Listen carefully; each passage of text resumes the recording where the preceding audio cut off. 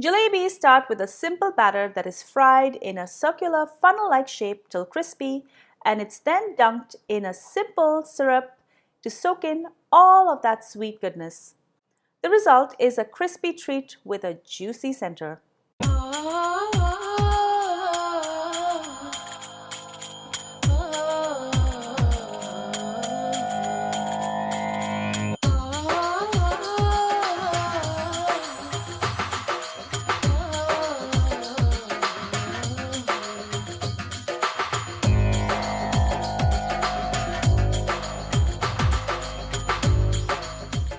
This is the recipe you've been waiting for. We're going to be making jalebis. Hi everyone, I'm Karen Ahmed. Welcome back to my channel. Years ago, I never thought that I would be making my own jalebis. I love these delicious crispy treats that are filled with sugar syrup, but I never thought that I would actually make them myself. Well, they are super easy to put together. I'm going to show you this recipe that makes this in an instant. Before I go any further with this recipe, do make sure you subscribe to my channel and make sure to ring that bell so you're notified every time I upload a new video. Now, let's get cooking.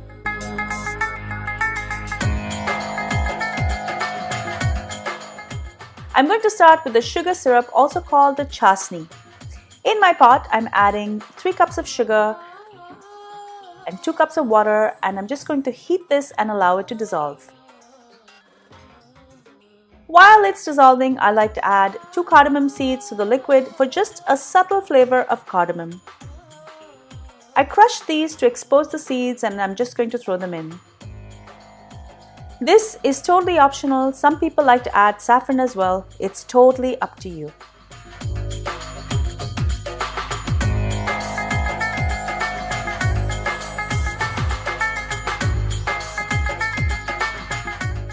Next, I'm going to add the juice of half a lime or lemon. Citric juice in the syrup will prevent the sugar crystals from forming later.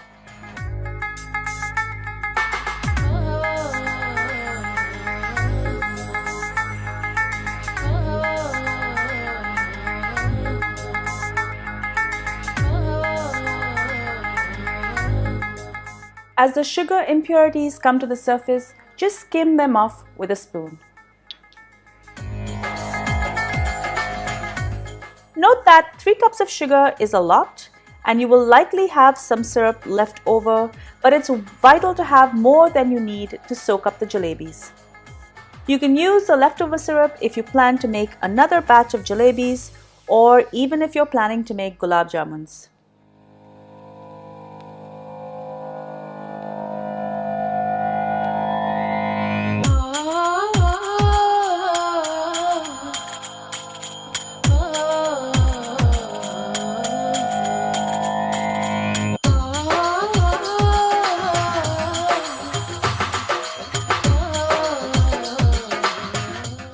This syrup needs to get to a one-string consistency.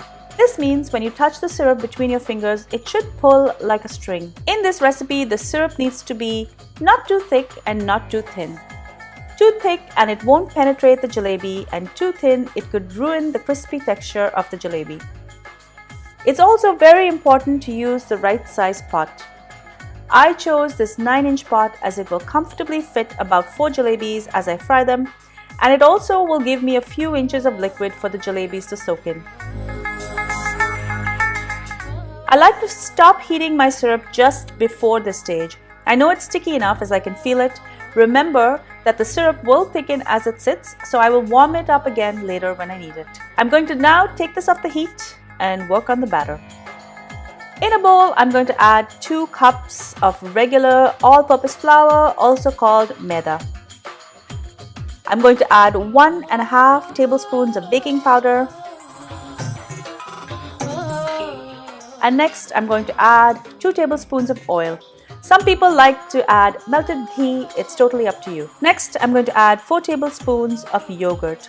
For best results in the quick fermentation process, sour yogurt is best. So if you have yogurt that's been sitting in your fridge for a few days, it's ideal. You can use a regular whisk, but I prefer to use an electric one as it makes the job much easier. So I'm just going to start to whisk all of this together. I have a cup of water here and I will add this in slowly just to make sure that the batter is lump-free. Typically I will need a little over a cup, but I will add a little bit more later. This is looking good, but it's a little bit on the thick side and it's definitely going to need a little more water. At this stage, I'm ready to add color. I like to use powdered color. My favorites are this egg yellow and this deep orange. I'm going to start with a little bit and I'm going to add more as I need it.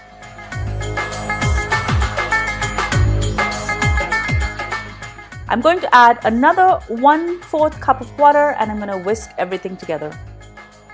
You can also add the color when you add the flour, but I like to add it at this stage as when you start to whisk the flour when it's dry, the particles are usually airborne. If you add color at that stage, it will be airborne with the flour, and trust me, I'm telling you from my experience, this color can be very difficult to get off some of the surfaces if you're not careful. Adding it to a wet batter will decrease the chances of that color getting all over your kitchen counter. This looks really nice, but it's still very light, so I'm going to add another 1/4 teaspoon and mix it in. By the way, some people add color to the sugar syrup instead of the batter, but I'm here to tell you that this is a really bad idea. When you hold the jalebi, the color will get onto your fingers if it's in the sugar syrup, and then it will likely get onto your clothes. By keeping the syrup clear, you seal the jalebi in. Colored jalebis are usually traditional, but if you prefer to leave color out, it's totally up to you.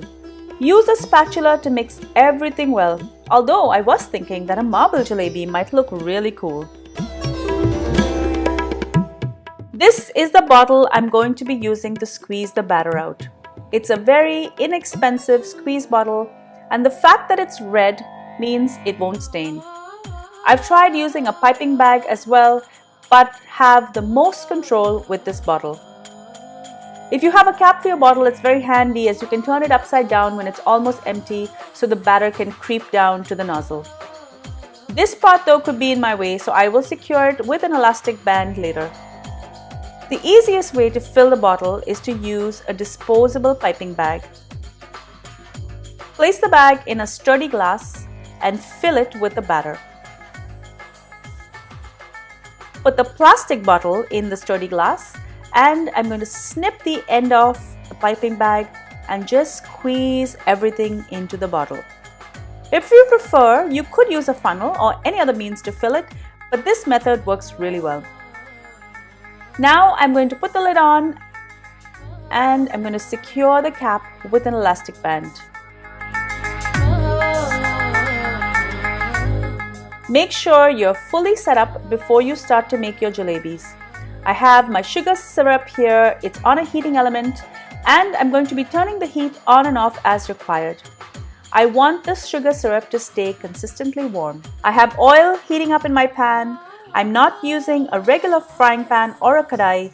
Instead, I'm using a saute pan and I have about 1 inch of oil that is heating up in here.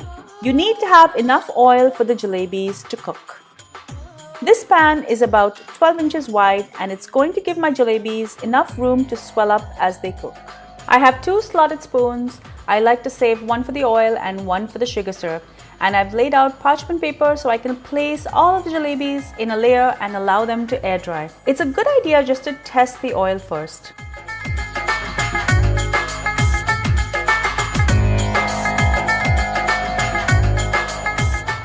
When you're ready, start to pipe the batter into concentric circles straight into the hot oil.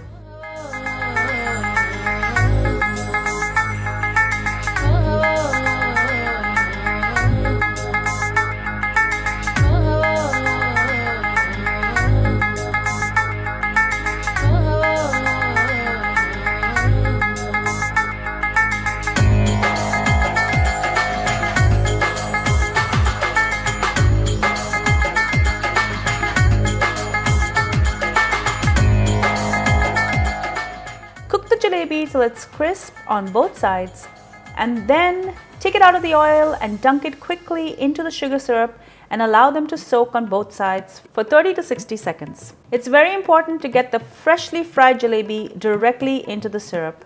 While it's hot, it's going to suck in that syrup right away. If you waste time trying to drain the oil, it's going to cool the jalebi and the sugar won't be absorbed that quickly.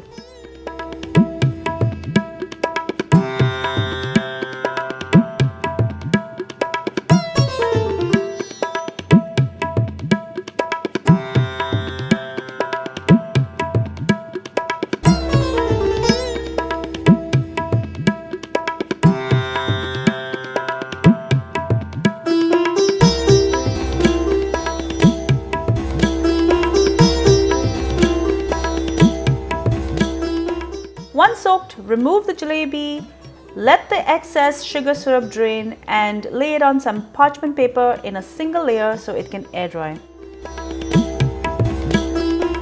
This is why it's very important to have your mise en place ready, as you will have to move like clockwork from the oil to the syrup and then from the syrup laying it flat to dry.